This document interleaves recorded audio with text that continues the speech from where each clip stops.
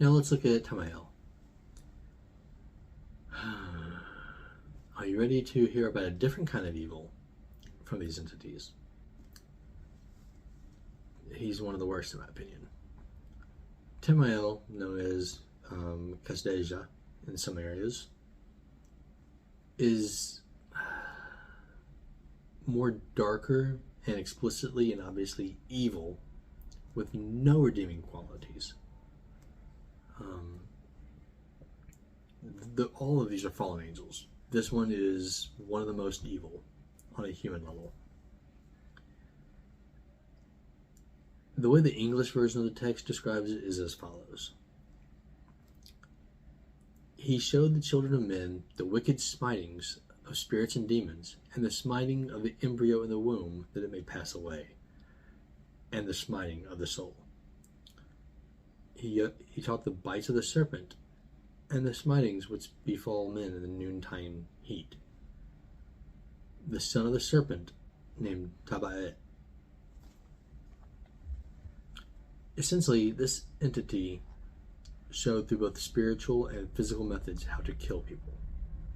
This entity could have been behind Exodus 1:22, which states that Pharaoh commanded all of his people, every son born to the Hebrews shall be thrown into the Nile, but you shall let every daughter live. This directive from Pharaoh was a result of concern about the growing population of Hebrew slaves in Egypt and his desire to control and oppress them. But it was really kind of stupid, because if you wanted to keep a slave population down and keep good workers, why would you kill the males? But anyway, they may have had a different use for female slaves. In Babylonian mythology, the god Moloch is worshipped and characterized by aberrant practice of child sacrifice, which is where the fallen angel Kâsdejâ promoted the murder of children. Both cases, parents voluntarily choosing to murder their own children. The Canaanite god Baal, sometimes associated with the rituals involving fertility and sacrifice. Some historical accounts and interpretations suggest that child sacrifice may have been practiced as part of this worship. Sobek was depicted as a crocodile or crocodile-headed man in Egyptian mythology. He was associated with the Nile River and its fertile aspects.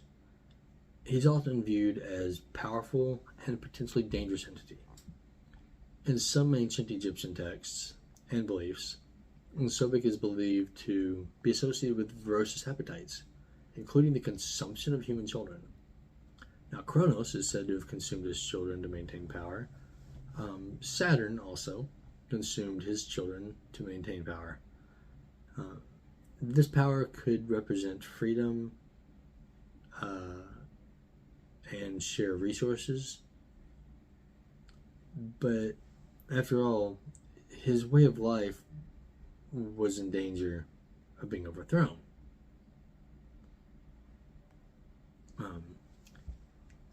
But that does not excuse him. Now, this evil entity throughout time worked to murder human children, either directly through convincing humans or by going after them himself. This is not an acceptable process or practice. Why? Well, for one, it's the ultimate putting yourself before your children. You're literally murdering them to make your life easier, which is pathetic and selfish. This practice is nothing new either. The Canaanites would burn their children as sacrifices to their gods. The Romans had a law that permitted them to murder children from birth through adulthood for reasons such as physical or mental defects or simple disobedience. Some Middle Eastern nations had the dishonorable practice of so-called honor killings that extended to their own children who spoke out against them or for several other reasons. Modern Western practices include legalized abortion for decades now. Some deplorable leaders in our nation have even made the practice in other nations, have made the practice mandatory, depending on how many children you already have. In the ancient world, people were murdering children both pre-born and post-birth. Not that there's any difference. And they almost always did this as a sacrifice to make their own lives better.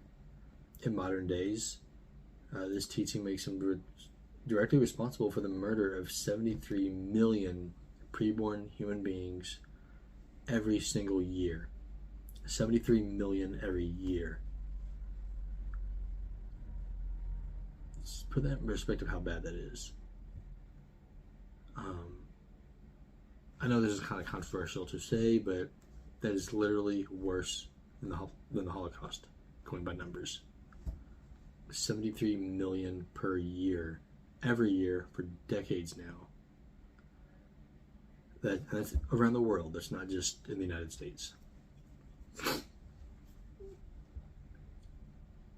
This is generally justified by those who do it, that it'll make their life easier and allow them to escape the consequences of their own sin. When it comes to sexual sin, anything from extramarital consensual sex to less than consensual encounters, sin is sin. Technically, lust is a sin. And I'm not calling anyone out here claiming anybody's above or below that. It's just a good example of a common area that a lot of humans struggle with. And this fallen angel exploited that and used it to set up situations to cause people to murder other people. In fact, there is not, it's not a biology textbook, but I'm assuming that you understand the difference between male and female, as well as what can happen when they come together. When sperm meets egg, new genetic code, new DNA is formed. That makes that a new and unique human being. That genetic code is new and unique. Now, before they meet, the sperm and egg is just parts of the mother and father, respectively. Or egg and sperm are parts of the mother and father, respectively. Once they meet, there's new code and a new unique person. From the moment of conception, a new code is written. All the way till the elderly body gives out. A human being is a human being.